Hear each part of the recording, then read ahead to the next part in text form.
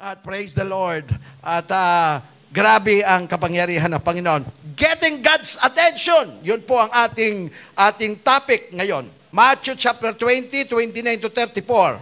Pag-alis nila sa Jericho, si Jesus ay sinundan ng napakaraming tao.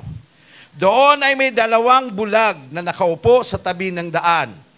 Nang marinig nilang dumaraan si Jesus, sila'y nagsisisigaw, "Panginoon, anak ni David, mahabag kayo sa amin." Pinagsabihan sila ng mga tao at pinatahimik, ngunit lalo silang nagsisisigaw, "Panginoon, anak ni David, mahabag kayo sa amin." Tumigil si Jesus, tinawag sila at tinanong, "Ano ang gusto ninyong gawin ko para sa iyo?" Ang sagot nila, "Panginoon, ano ang gusto mong gawin?" Sumagot sila, "Panginoon, gusto kong makakita muli." Yan po ang ginamit na word.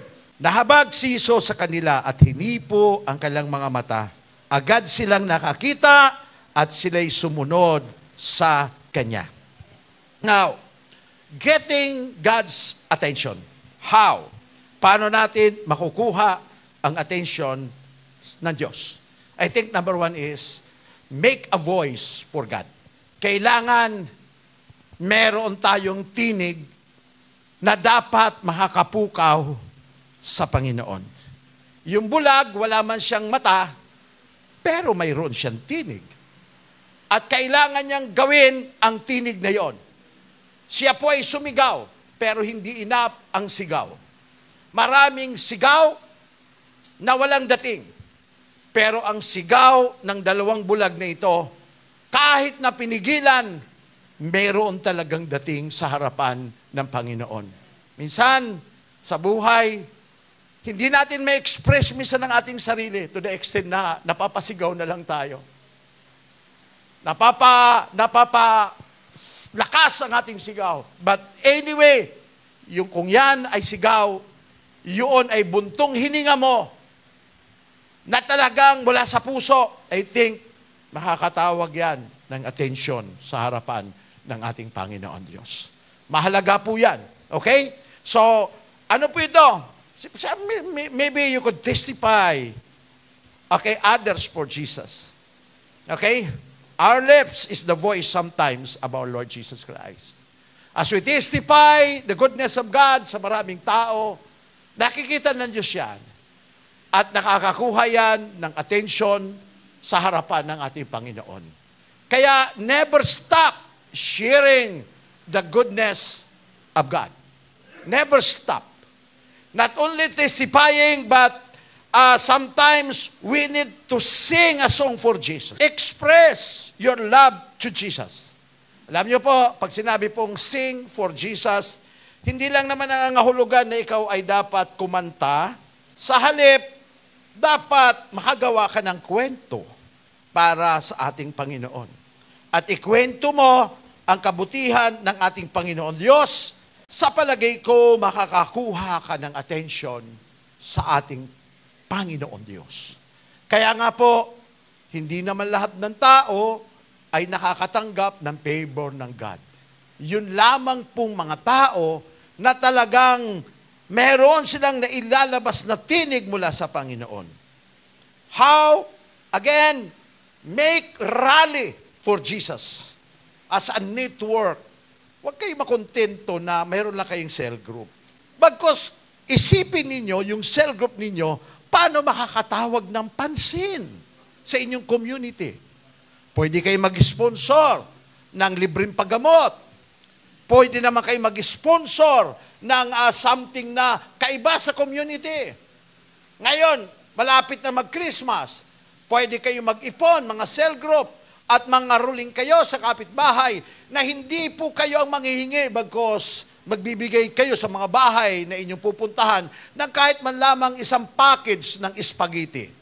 Di kayo barangay captain, tumatakbo, di kayo kagawad, pero kayo po ay maaring mag-express sa mga bahay-bahay, pinanganak si Kristo, isinilang ang tagapagligtas, at gusto ng Panginoon masaya lahat ng tao, one way or another. This is my expression, how to become happy a grocery for you.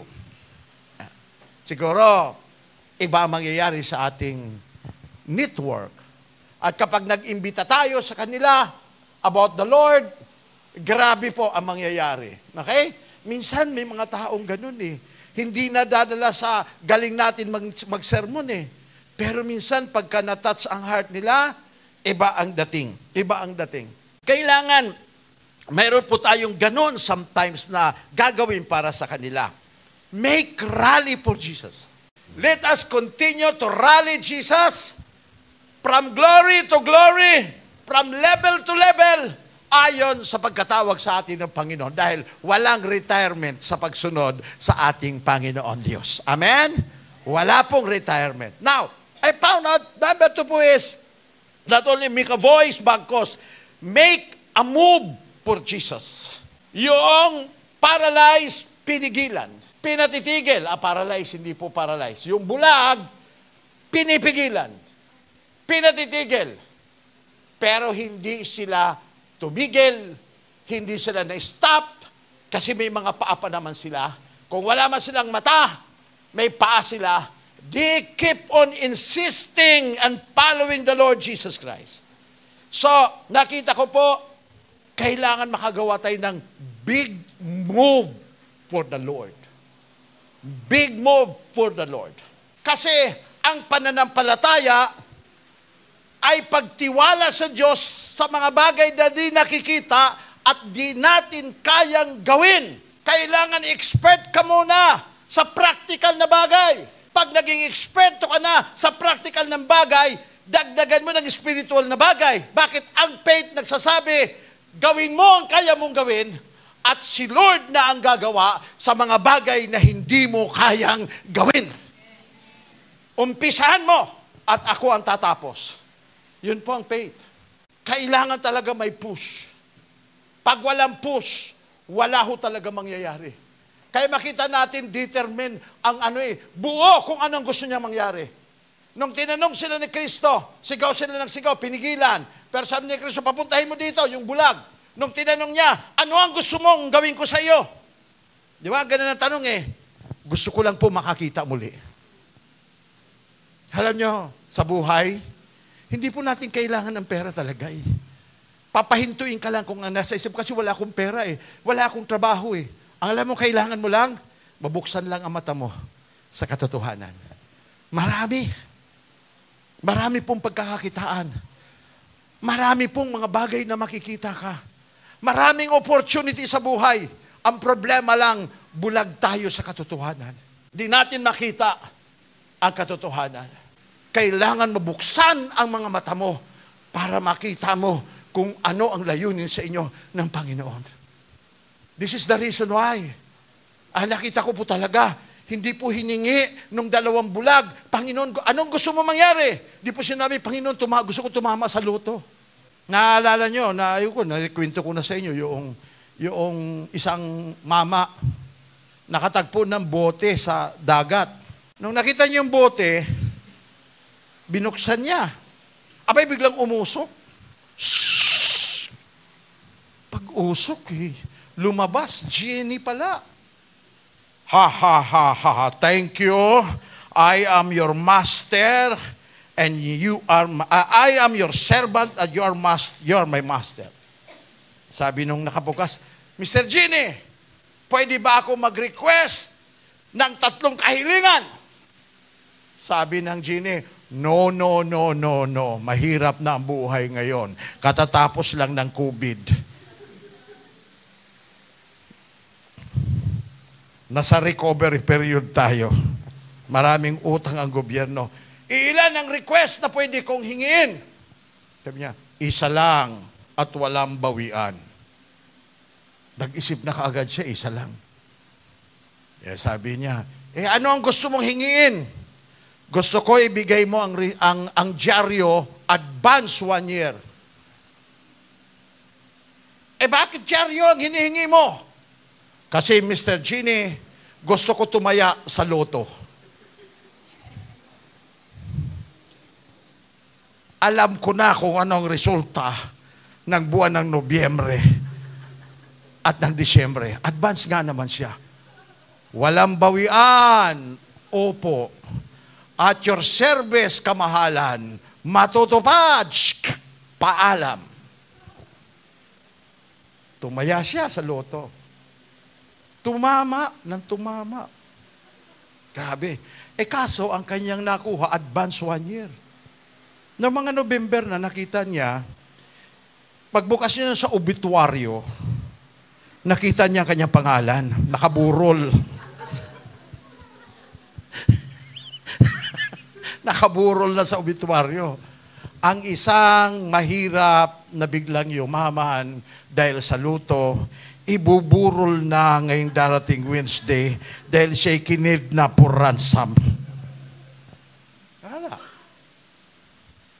Di ba? Alam nyo, maganda pa rin yung mabuksan ng ating mga mata sa katotohanan. May wisdom po dyan. Open your eyes.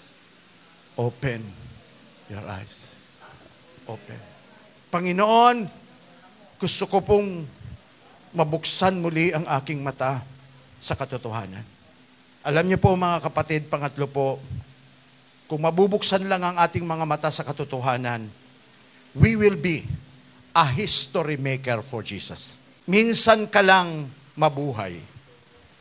Younger generation, minsan ka lang mabuhay.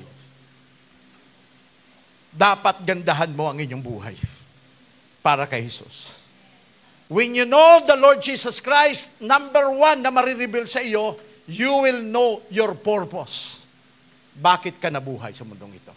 Yun yung good news about the Lord Jesus Christ. Malalaman mo ano ang layunin mo sa mundong ito.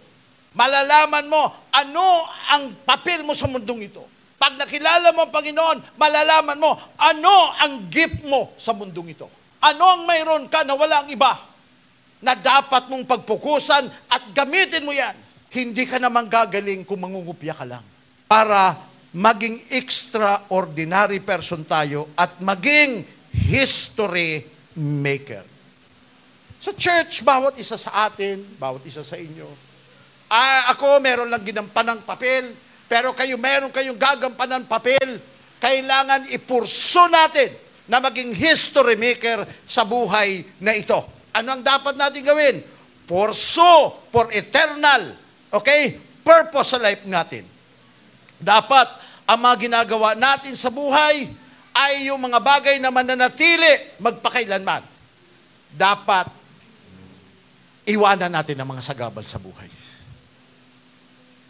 Bawat isa sa atin may mga kahinaan. Ako, meron din akong kahinaan.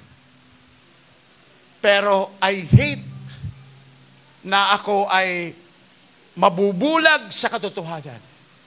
Kailangan iwanan ang pagiging bata, iwanan ang pagiging makasarili, iwanan ang pagiging sakim, at sundin kung ano ang pinagagawa ng Panginoon sa ating buhay.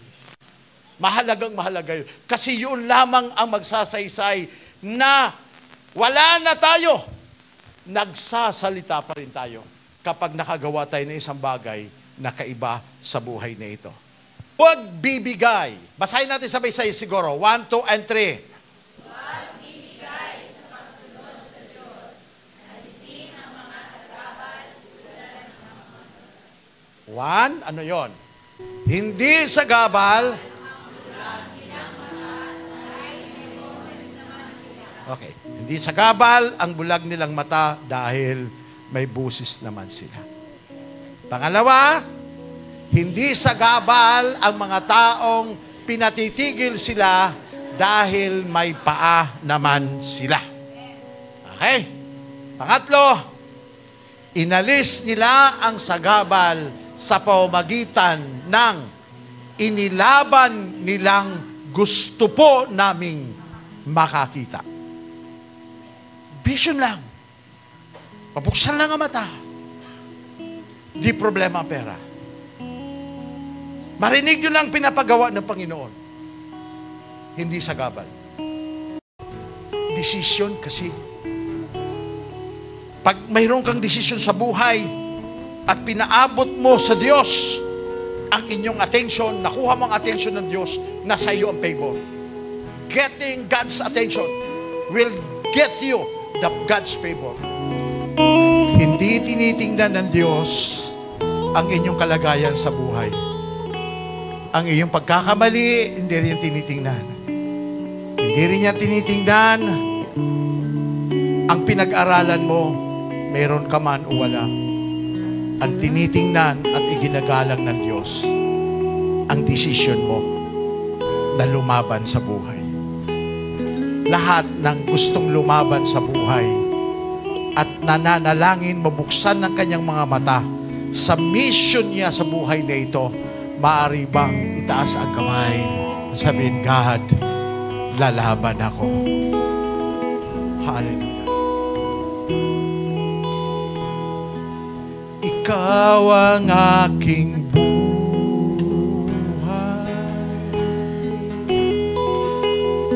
at pag-asang tunay.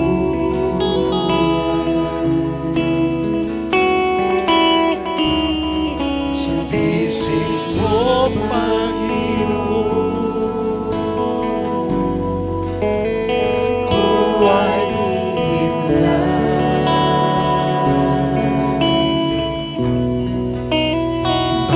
ng iyong pag-ibig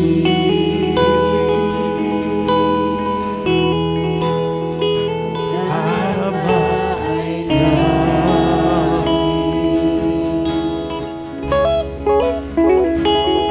sa isip mo, Panginoon, kailanman di ko'y pagpapabalik.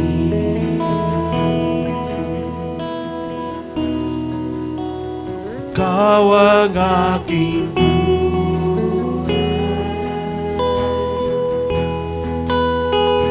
at pag-asang tunay.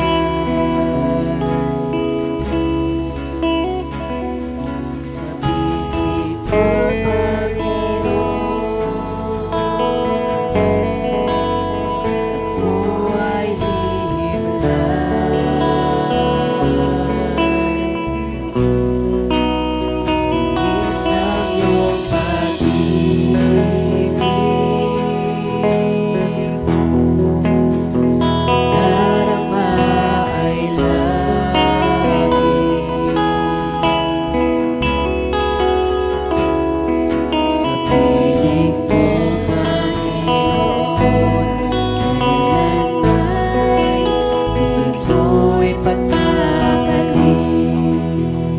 Ngayon pong tanghali, sino man kayo, ano man ang kalagayan nyo sa buhay, ano man ang posisyon nyo sa buhay, kung nakikita mo na mayroon pang mga bagay na bulag kayo sa katotohanan at gusto nyong mabuksan ang iyong mga mata sa totoong realidad na ipinagagawa sa iyo ng Panginoon, we will pray na magbukas ang Diyos ng mga bulag na mga mata sa espiritual upang makita ang katotohanan sa reality ng kanyang buhay. Makita natin at matanggap natin ang pinapagawa ng Panginoon sa buhay ninyo. Kailangan nyo lamang makinig at tanggapin ang katotohanan at ayon sa inyong pagtanggap sa mensaheng ito, doon lang kayo mag-response. Sino man sa inyo ngayon ang gusto nyo pong makapag-move sa realidad ng buhay ninyo para makagawa ng mga bagay na extraordinary things, akin po kayong inaanyayahan na pumarito sa harapan. You just move forward at sabihin mo, Lord, mag-move kami sa realidad ng buhay ayon sa mission na pinapagawa mo sa akin. At paglabas ko sa simbahang ito, God, hindi na ako katulad ng dati. Lapit po tayo dito sa bandang harap. This is a serious matter. Doon sa may mga personal na conviction sa buhay ninyo na alam ninyong mayroon talagang pinagagawa sa inyo ang Diyos. Lord, dalangin ko, give us the courage. Bigyan mo kami ng lakas ng loob. Ibigay mo sa amin ang kapangyarihan na lumakad sa pananampalataya at huwag kaming malatakot lumakad sa pananampalataya. Panghawakan mo ang mga panghawakan namin ng iyong mga pangako. Oh God, thank you, God.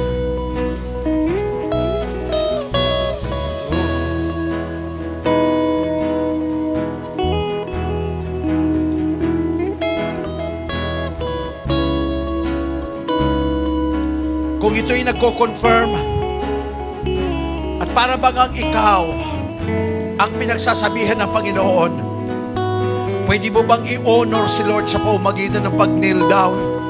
Lumuhod ka sa oras nito. Kung sa tingin mo ikaw ito na kinakausap ng Panginoon at kiniklaim mo at para sa ito, kailangan sagutin mo ito sa pamamagitan ng inyong pag-honor sa Panginoon. Sa ngayon, yun lang ang ating may susugli sa Kanya. Oh. Nararamdaman ko po sa aking espiritu ang inyong pagtugon. Oh God.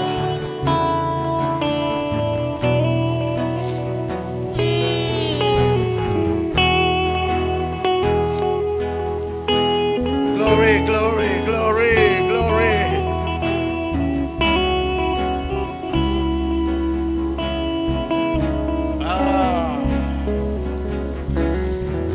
Thank you, Jesus. Thank you, Lord. Thank you, Lord. I can sense in my spirit, Lord, na ikaw ang nagkikipag-usap sa akin para sa kanila. O Diyos, dinadalangin ko po. Sa ngayon, luha lang ang aming may sasagot sa iyo. Ang aming masasabi sa iyo ngayon ay ang aming kahinaan. Pero ang dalangin namin, baguhin mo ang buhay namin. Bigyan mo kami ng lakas ng loob at tapang. At dinadalangin ko, Panginoon, ang mensahe mo na aming natanggap ngayon. Huwag mamamatay sa puso namin. Huwag ko sa amin itong paghahawakan at ilalaban ano man ang mangyari sa aming buhay. Lord, we are destined to be a leader. And thank God na ang simbahan namin dito ay iyong itataas, pagpapalain, mangingibabaw at magtatagumpay sa lahat ng kanilang babalakin sa buhay. Thank you. Maging sa aming worship, O Lord, mananatili ang anointing sa pagsamba sa iyo for your glory. In Jesus' name. Yes, lahat tayo tumayo at mag-worship. Oh, God! Oh! Tamis ng iyong pag-ibig, darama ay langit. Sabihin mo, Panginoon, kailanman ito'y pagkabalik.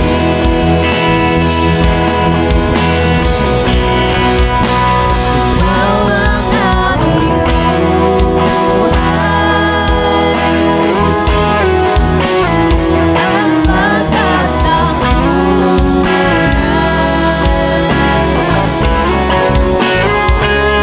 Sa bisig mo, Panginoon, buhay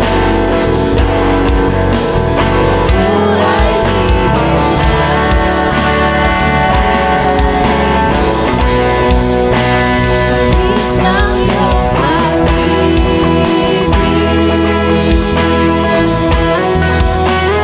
darama ay langit.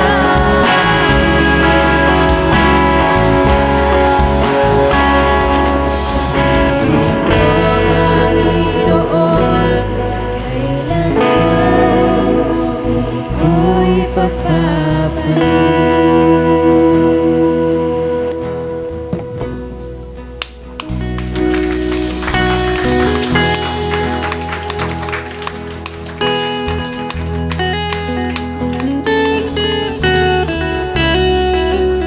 church. Kung sa inyong pagtanggap sa mensahe ay parang sa tingin nyo mataas at parang imposible, hindi. Yan imposible. Ang ibig sabihin lamang, kailangan nyo lang itaas ang level ng inyong pananampalataya. Itaas. Ngayon, kung ang mensahe ay saramdam nyo para sa inyo, ang ibig sabihin, yan ay go signal na mag-start ka na sa pagbaba sa simbahang ito. Gawin mo ang pinagagawa ng Panginoon at magtatagumpay ka. God bless you all.